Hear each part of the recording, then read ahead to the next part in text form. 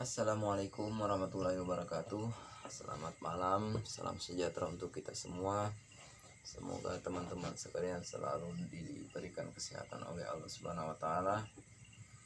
Baik, untuk pada malam hari ini bersama dengan saya akan kembali mencoba menjelaskan pada teman-teman sekalian atau berbagi pengalaman, berbagi ilmu. Terutama di sini sebaik-baiknya ilmu adalah yang dibagikan. Jadi saya harap teman-teman sekalian dapat lebih memahami mengenai teknik pembuatan mesin penetas telur. Jadi berbicara mengenai teknik pembuatan mesin penetas telur, di sini tidak mesti harus tukang atau khusus dari tukang yang membuat mesin penetas telur tersebut. Artinya di situ kita tidak mesti harus menggunakan papan seperti yang saya gunakan ini, itu menggunakan kayu papan ya. Bisa menggunakan kardus, kotak mie, atau misalnya dari duplek atau triplek. Lain halnya mesin penetas yang saya gunakan ini itu menggunakan kayu ya, kayu papan ya, atau papan kayu dengan jenis kayu itu bermacam-macam ya, atau RC, rimba campuran. Jenis papannya itu kayunya kayu campuran seperti itu. Yang penting di situ kepada teman-teman sekalian, apabila ingin membuat mesin penetas menggunakan kayu seperti ini, diusahakan agar papan tersebut itu tidak ini ya, tidak keras, kayunya tidak keras, yang biasa-biasa saja, yang harga papannya ya tidak terlalu mahal ya. Jadi untuk pembuatan mesin penetas seperti yang ada di belakang saya ini, itu menggunakan kayu. Lain halnya kalau kita menggunakan kardus atau misalnya kita menggunakan duplek atau triplek. Itu kalau kita berbicara hasil penetasan dari jenis mesin penetas yang kita buat seperti yang saya jelaskan tadi, itu tidak terlalu berpengaruh ya untuk hasil telur yang akan menetas. Akan tetapi saya garis bawahi, pada saat kita membuat mesin penetas, terutama di sini kenapa saya menggunakan papan, itu saya harapkan agar mesin penetasnya itu bisa awet ya, tahan lama. Misalnya pada saat kita menggunakan mesin penetas, tentunya kita akan mengatur kelembapan dengan memberikan sebuah nampan yang diisi air, kemudian kita letakkan di dalam mesin penetas. Itu pada saat kita isi air atau udaranya itu yang bercampur dengan air, apabila terkena oleh duplek atau triplek ataupun misalnya dari kardus, nah disitulah nanti akan terjadi ketahanan atau dari mesin penetas kita itu akan kurang awet ya, kurang tahan. Nah disitulah letak kenapa jadi saya harus menggunakan papan. Jadi untuk jenis papan yang saya gunakan di sini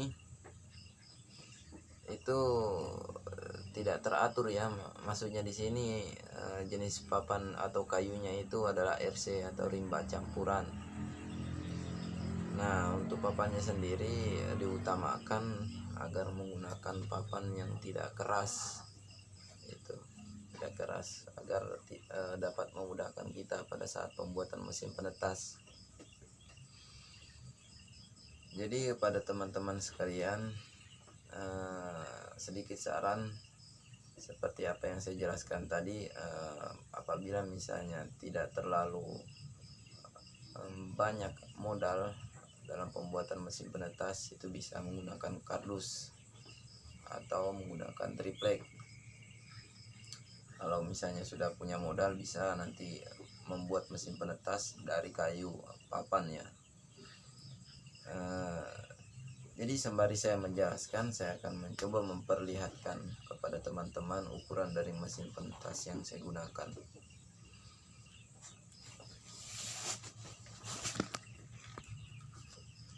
Nah, ini bisa terlihat di depan kita adalah mesin penetas dengan kapasitas ini agak besar ya.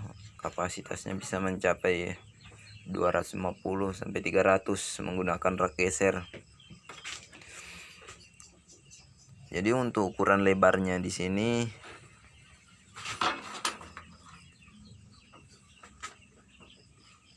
itu untuk ukuran lebarnya bisa terlihat di sini ya. Ada 70 cm ya. 70 cm. Itu untuk lebarnya. Kemudian untuk tinggi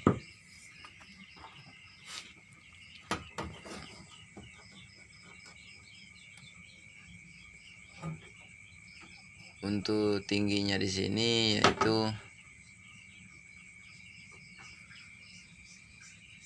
nah ini 45 ya. Sebentar. 45 cm ya.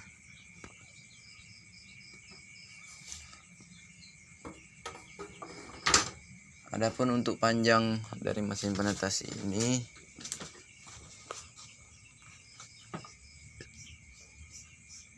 untuk panjangnya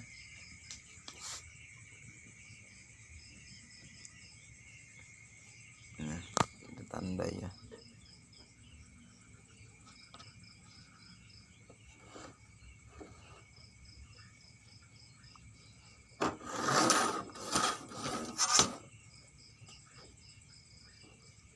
Lima 135 cm. Itu untuk panjangnya 135 cm.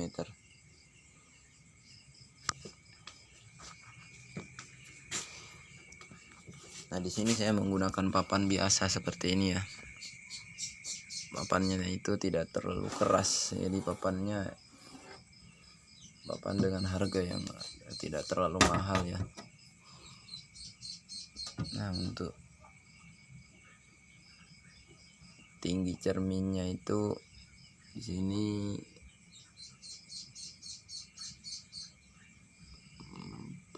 14 cm.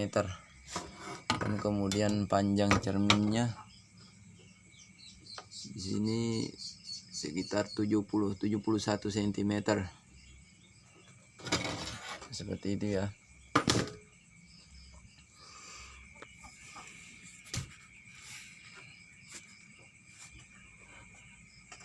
Nah, saya jelaskan kembali kepada teman-teman. Kemarin ada yang lupa sedikit mengenai keunggulan dari rak geser. Pada saat kita menggunakan rak geser, sebetulnya salah satu keunggulannya itu adalah dapat memudahkan kita pada saat penyenteran embrio. Nah, diharapkan di situ pada saat kita mencek embrio jangan sampai ada telur yang terlewatkan. Misalnya kita cek ini, kemudian kita lewatkan ini langsung ke sini.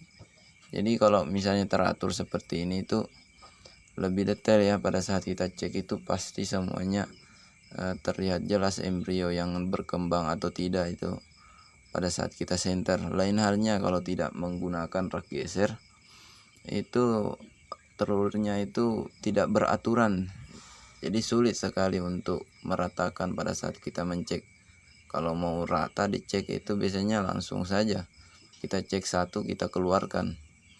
Itu pasti kita cek semua telur yang ada di dalam mesin penetas. Jadi itulah keunggulan dari rak geser sebetulnya ya.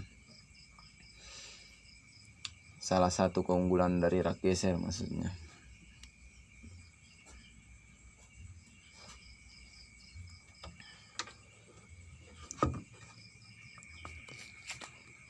Nah, di sini ada sebuah lubang. Itu adalah lubang untuk agar udara di dalam mesin penetas itu bisa stabil ya, atau bergantian. Misalnya ada udara di luar mesin penetas yang masih segar itu masuk ke dalam.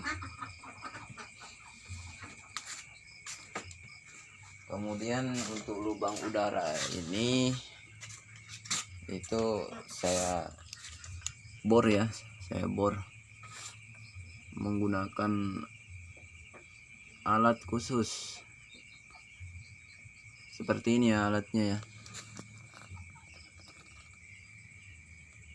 Nah, itu langsung dibor masuk ke dalam. Jadi untuk teman-teman sekalian, pada saat membuat mesin penetas telur itu jangan membuat rak geser dulu. Saya ulang, untuk pembuatan mesin penetas telur itu teman-teman jangan membuat rak gesernya dulu. Oh, yang ada di dalam itu kan rak geser, jangan dibuat dulu. Kita tunggu dulu selesai pembuatan boxnya. Jadi itu tadi ukuran boxnya.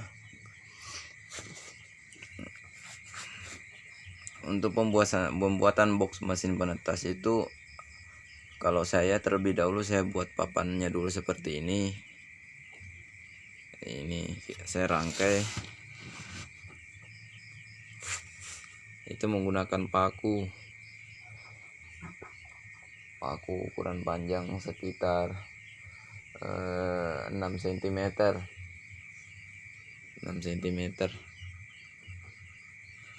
Jadi masuk ke dalam sini itu satu buah paku di sini, kemudian di tengah satu juga, dan di sini satu. Nah, pada saat kita mau mempres itu biasanya menggunakan palu. Jadi jangan dipres dulu, kita isi dulu di dalamnya lem kayu ya. Kemudian kita pukul menggunakan palu, kita press ya, seperti yang ada di depan ini. Itu ada 1, 2, 3 papan setengah ya, ini setengahnya. Kemudian pada saat selesai pembuatan ini barulah kita kasihkan di atasnya sini papan lagi seperti ini ya. Nah, ini belum saya belikan kancing, jadi hanya menggunakan ini. Kalau ada kancingnya itu seperti ini. Nah, ini ada anunya ini pengancingnya seperti itu agar nanti pintunya tidak terbuka sendiri.